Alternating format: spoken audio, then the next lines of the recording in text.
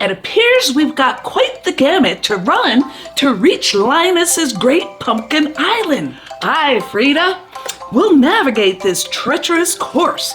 We're gonna gather that magical pumpkin for our fluffiest pie in the whole wide world.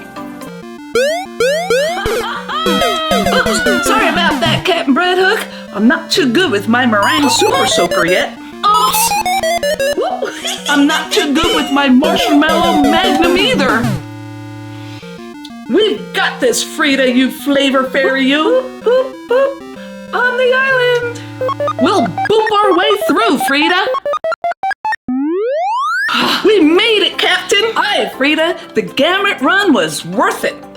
Now let's find Linus's Great Pumpkin and celebrate by making our delicious Chiffon pumpkin pie with a ginger snap crust too. And we even messed with the recipe as well. Take 9 ounces of ginger snap cookies, a 1/4 cup of brown sugar, and 1/2 teaspoon of cardamom. I love cardamom. And pour in 5 melted tablespoons of butter. Yep, we forgot to preheat the oven to 350 degrees.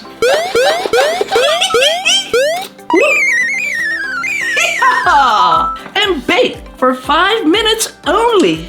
If you go over 5 minutes, your crust will sag like this one. And then you're doomed. And that's it for the baking part. Set this aside to cool while we make the filling. This is the perfect make-ahead pie. We'll show you. Separate 3 eggs. Put the whites in your mixer bowl and the yolks in your favorite saucepan. We're gonna make a meringue out of our whites, so everything needs to be clean. Oops, see, a yolk just burst there. That's why we separate outside the bowl. You can't get any yolk into your whites, or it won't whisk to stiff peaks. Add 1/2 cup of brown sugar and place your bowl over a pan of hot boiling water. This will gently heat the whites to 160 degrees. That'll pasteurize them.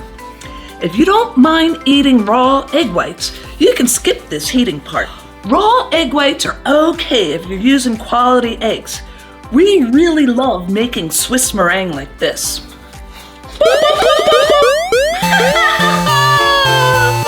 And make sure the hot water in the pan doesn't touch the bottom of your mixer bowl. There, it's ready.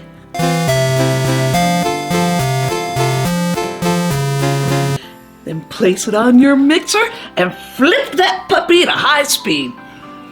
Nope, that's soft peaks. Whisk it more. Nope, look how limpy wimpy. There you go. See the mountain peak? Now over to the yolks.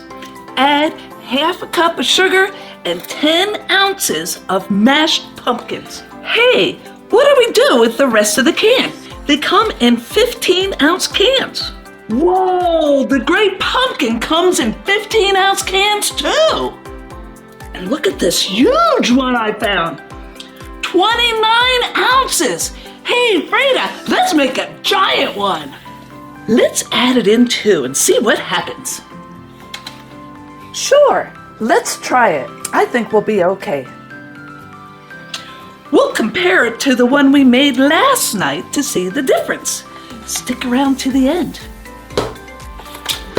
You're always coming up with cool ideas. And add all your spices. 1/2 teaspoon of kosher salt and 1/2 teaspoon of cinnamon. 1/4 teaspoon of mace.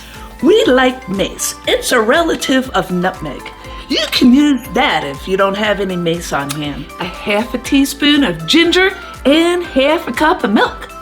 Start your gelatin blooming and stir this constantly until it thickens. It only takes about 5 to 10 minutes on low heat. Low heat so you don't scorch the bottom. It'll be at the thickened stage when it reaches 160 degrees. And we know what that does.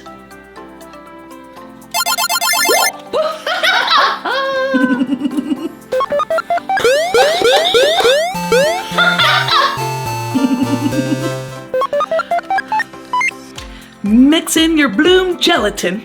Don't worry, it's not going to make this pie rubbery or anything.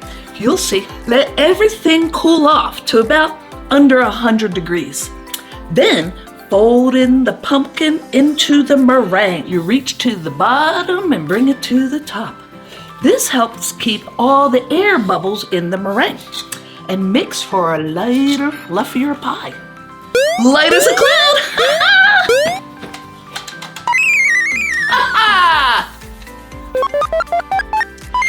Pour it into your crust and let it cool in the refrigerator for at least 3 hours or overnight. And now we wait. Okay, here we are. This one by me has the whole can of pumpkin. And this one is the original recipe. Both wobble the same, but Big Val likes mine better. Val likes mine more. But they do need whipping cream. 1 cup of heavy whipping cream plus half a cup of sugar with the stiff peaks does the trick. Now that's more like it.